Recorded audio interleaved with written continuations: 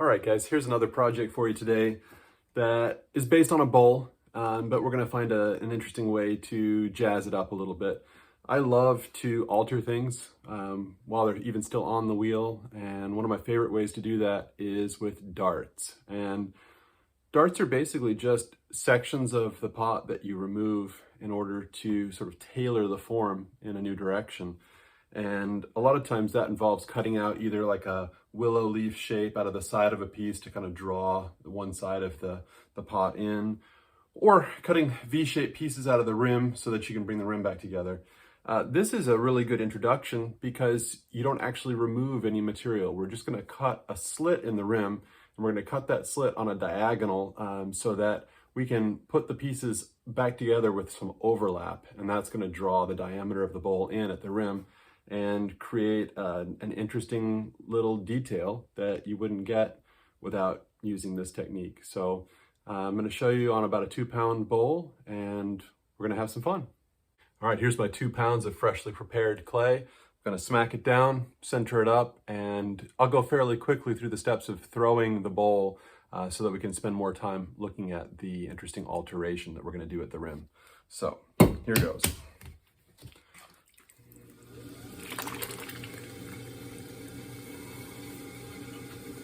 I like these bowls to have kind of a nice outward flow to them. So I like to center it pretty narrow so that I get a nice opportunity to flare outward from a narrow base.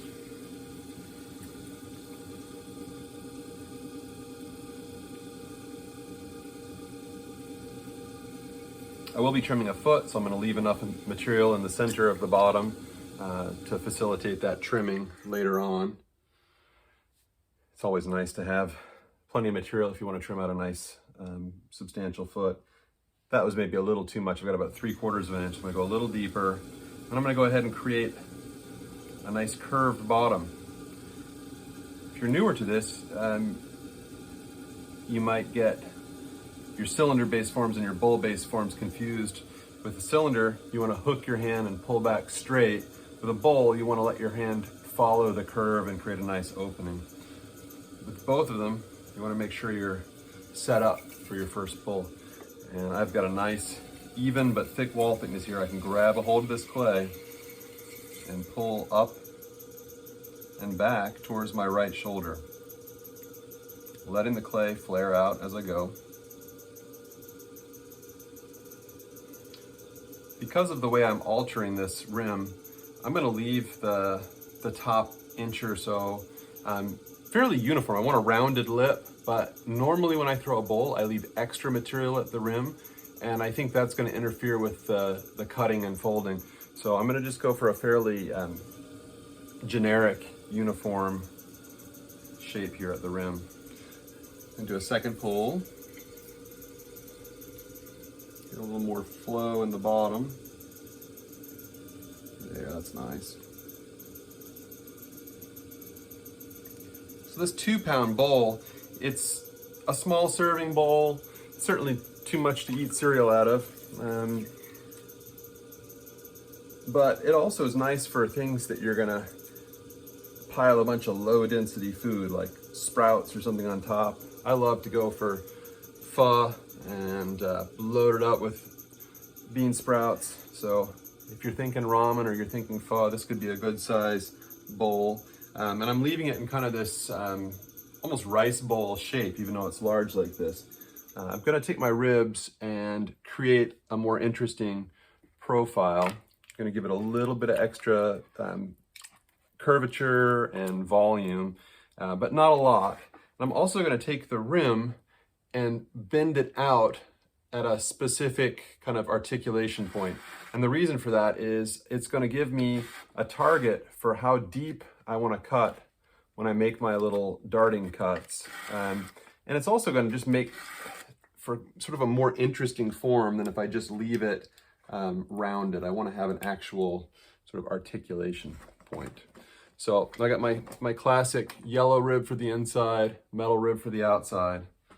And I'm going to work on just shaping through the floor, pushing out a little bit in the bottom. Give myself a little bit more volume. So that's a curve I can get behind in the floor. And now what I'm going to do is take my outside rib and put it below the rim and then come above it with my inside rib and just sort of fold the rim out.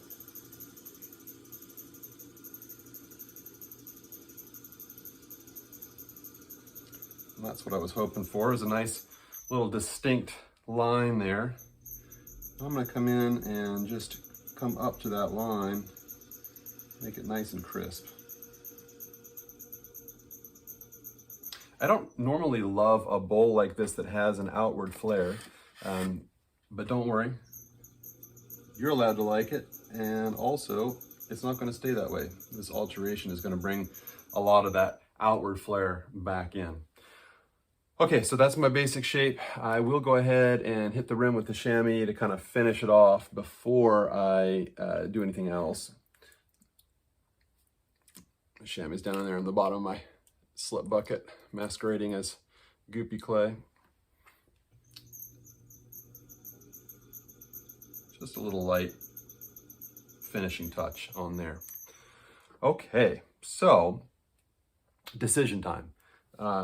If you want to do it, you can put 4 cuts in the rim, but I always feel like 4 is sort of static looking, and it's also the subdivision of the circle that your eye is most likely to pick out as wrong. So I usually go on either side of that. I usually do 3 or 5, and there's a little wildflower / weed that grows all over my garden called a spiderwort, and it's a 3-fold symmetry. I think it's a lily family, and I always feel a little bit inspired by those sweet little bluey purple flowers that are all over the yard in summer. So I'm going to call this my spiderwort design, which means basically I'm going to be doing this cut on 3 different faces. Now, it is not necessary, but I think strongly preferable to make your darting cuts, instead of cutting with your wire sort of straight towards the pot where you're going to get a 90-degree cut, and when you overlap it, there's going to be a step there. I usually put my wire at a diagonal and cut in so that it will lay flat when I alter the shape. And you'll see what I mean.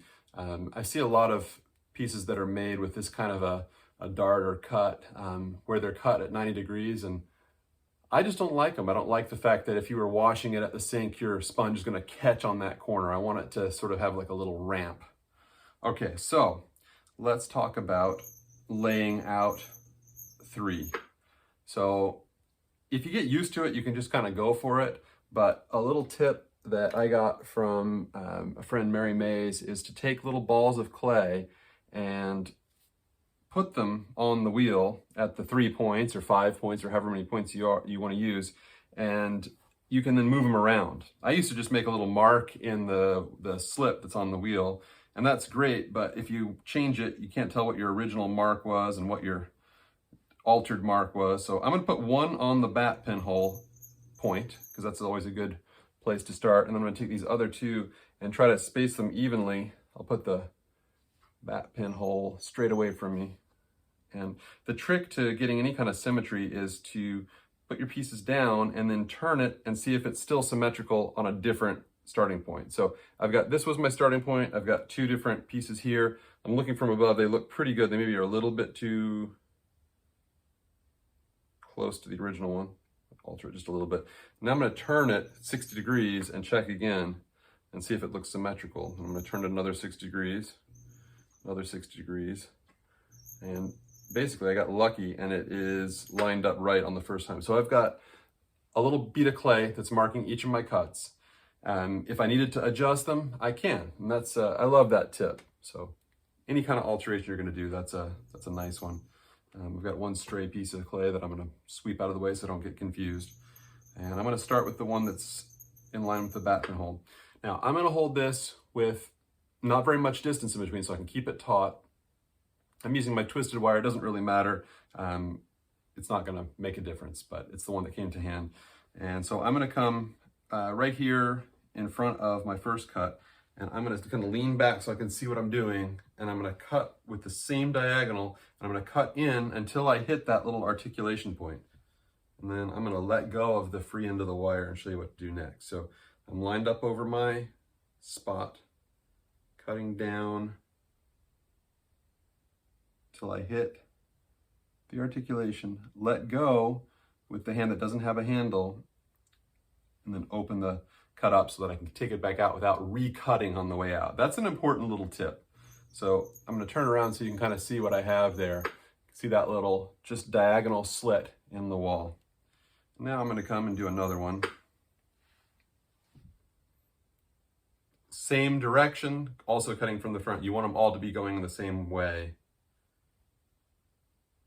Unless, of course, that's not your design. But I want them all going the same way. I'm gonna open that, take the extra second to open up the cut instead of just trying to cut out the same way I cut in. Last cut, and it looks fairly symmetrical with the other two. Cutting in. There I am at the articulation point. I didn't even let go that time. I just used my thumb to kind of lift the seam open. All right, so now it is cut. What I want to do now is make sure my fingers are nice and clean and dry because I want to alter this.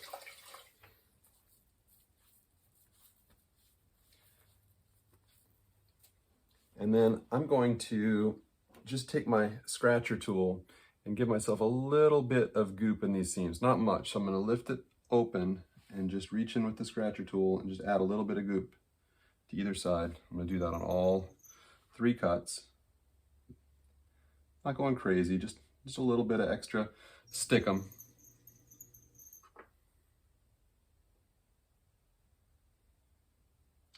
All right. And now what I'm going to do is grip on either side of the seam and kind of gather that top rim of the bowl inward. And basically what I'm trying to do is create, instead of just putting it back together the way I cut it, I'm going to put it together with extra overlap. And that's going to draw the diameter of the top in and take it from something that flares out to something that pretty much just continues the line that it did with this weird 3-way alteration. So here goes, kind of lifting and pressing it together. I tried to get kind of the beginning of the cut to line up instead of the tips of the cut. And I'm just going to gently press it. I'm not going to do much. I want to go ahead and get the other two in position. So here comes the next one. So the inner edges of those cuts, I'm going to get them to slightly overlap. And I just have to pick it up a little bit and then just press with my flat fingers. Don't get in there with fingertips or you're going to make a mess. Just real flat and real gentle. You just want to get it to come down and make contact, at least initially. Later on, we can get a little more aggressive. So you can see those two have come together and it's really changing that shape. Picking that up, overlapping a little bit, pressing it home. Tried to slide on me. That might have been the first one that I did, and I might have gotten a little too much slip in there. Sometimes when you get too much slip, it slips. Surprise. So I'll have to wait and let that sort of absorb into the seam a little bit. But you can see now that it's a really different shape than it was before.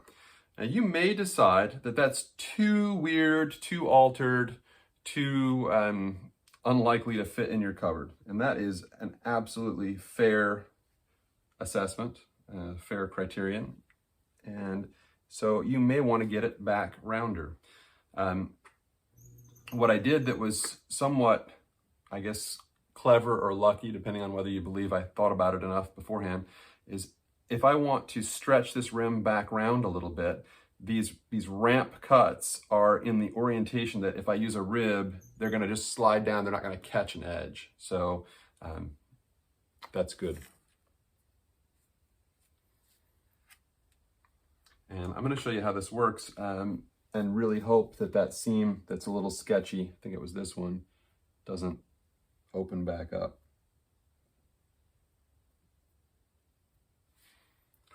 Very carefully, just going to start the wheel up.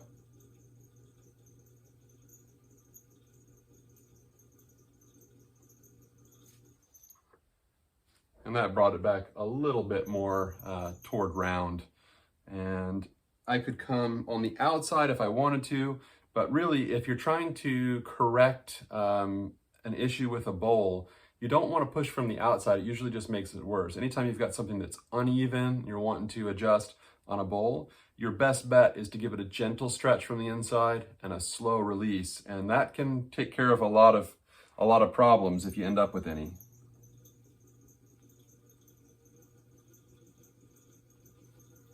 All right. So I just decided to go in a little bit deeper, and in hindsight, that was a bad idea. I sort of obliterated my nice little crisp line that I sort of liked. But, you know, if you don't push things too far, you don't know for next time where you should have quit. So it's not wrong. It's just a different look now. And I'm going to stop messing with it. When it gets a little bit leather hard, I usually come back with clean, dry hands and just double check, kind of press those seams, make sure that I'm kind of touching it and looking for any areas that might be sort of loose or possibly going to be sharp. Because, you know, once you glaze something, if there are sharp edges, they tend to get even sharper. And then I'll flip it over. Usually with these altered rims, I'll flip it over onto a foam bat for trimming. But this is a fun little project you can try, no sweat. And in fact, if you want to practice just making the cuts and making the seams, you can do it and then cut the top off and do it again and cut the top off and just work down until you've got just a nub left in the bottom. And that'll give you more chances to practice the technique. I'm gonna come in from the inside, have one more little stretch, add a little swirl. I was feeling annoyed about that lack of articulation, and that put a little bit more in there and gave myself a little bit more volume. So that is, I don't know what to call it. It's not truly a dart because you're not removing material, but it's more of kind of a cut and fold or cut and overlap type of alteration. And it's a nice way to get started. And I hope you enjoy it.